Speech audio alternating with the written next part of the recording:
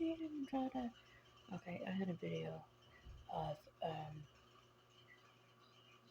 the mold was so bad in the house, and she didn't want to pay for people to come remediate the mold and like have professionals come in with hazmat suits because it was fucking dangerous and it was making us sick, making me very sick.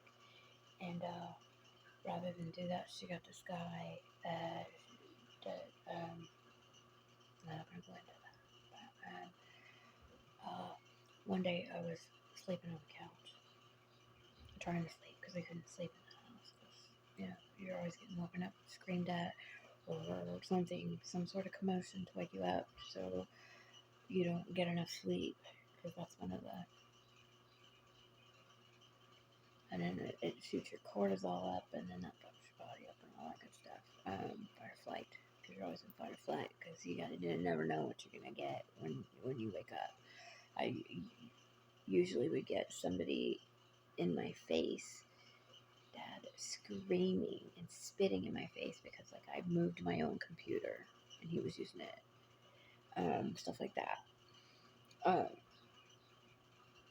and screaming, "You're a worthless piece of shit.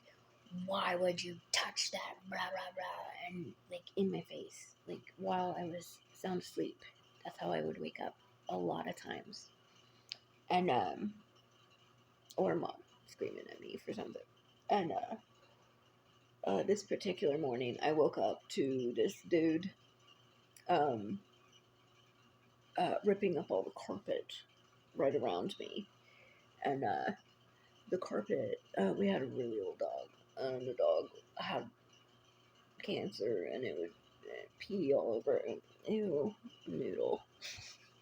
And it would pee all over the carpet, and the carpet was so gross. The house was so gross. It was gross. And I woke up panicked because I was like, "What are you doing? I'm sick. Why wouldn't you wake me up and let me get out of the way before you start ripping up the moldy, pissy carpet right next to me?" And then she sat down outside and she put on her the Debbie nobody got to see, but I had a videotape of it. And if it wasn't for that Nigerian guy and his fat white girlfriend who started stalking me because they wanted money from me, and they got my phone number and started harassing me, I had to get rid of that phone. But there was a video of her sitting on the porch and me walking outside and getting my kid and her animals outside because she's ripping this disgusting carpet up. And even dad was standing, and dad sometimes dad was the rational one, and he'd be like, "Debbie, it would be a good idea to call somebody in to fix this because it is kind of dangerous. I mean, to work with mold, you have to wear hazmat suits." He's trying to tell her too. He was trying to tell her too, and I had all of this on video. And she sat there and she looked at me and she goes, "So what the fuck do you want me to do about it? Get you a motel? Pay for you a motel so you have somewhere to go?" And I was like, "No, mother, I would just appreciate that you would take into consideration that this is dangerous for the animals and for the people that are living here in this house. And I know you want to save money, but in order for us not to be sick, it would probably be a good idea to get professionals to do it." And she sat there and she looked at me. "I've watched HGTV. I know how to do it. My brother works for the cleanup. He told me what to spray. I can do it. What, you don't think I can do it?" And I'm just like, no, I don't fucking think you can do it, mother. And she was so determined to just ignore our physical safety over money, over how much it was going to cost to fix it.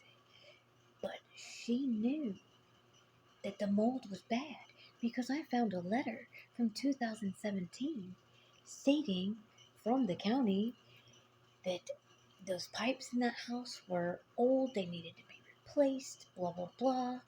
So she knew. She knew it was dangerous. She knew it could make us sick.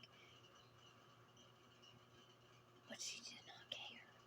And what got even worse was that she took life insurance policies out on all of us right around that time. And then came in and just cleaned up the surface so it looked nice, so nobody knew that she was actually a hoarder.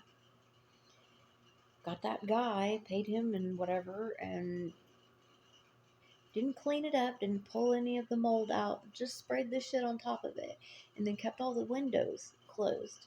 With I still with a credit card and went to Lowe's to get fans, and I slept in the car in the driveway because the smell of the chemicals was so strong that it would make me almost pass out. And I tried to get my kid out of there. I tried.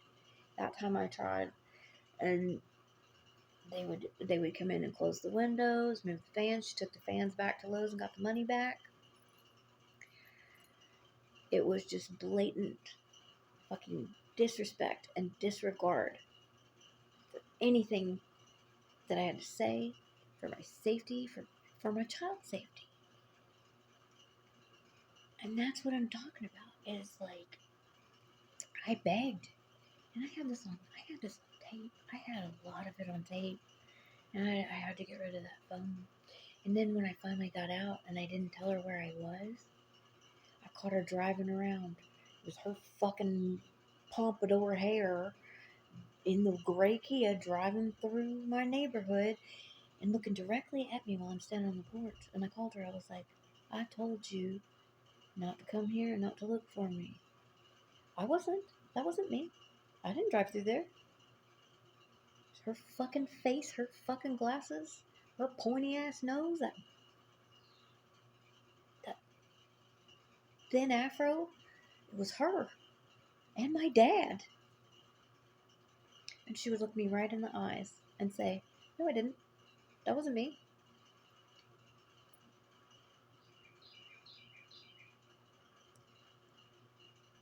She was the queen.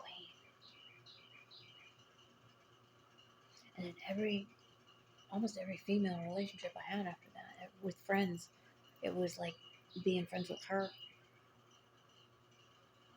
Conniving, secretly hating me, sabotaging. And she'd take my keys and put them in her own purse. And then let me look around for hours trying to hide my mail. I mean, I ran away for a reason. It wasn't because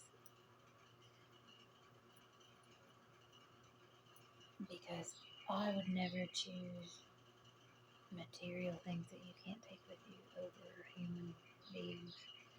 And that's where me and my mom were different. We just couldn't see eye to eye on that fact.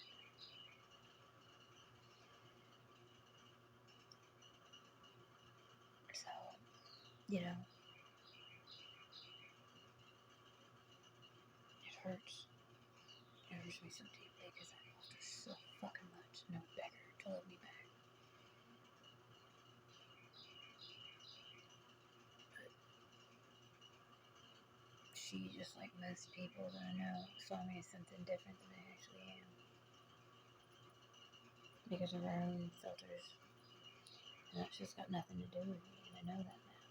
But it still doesn't make it any less painful.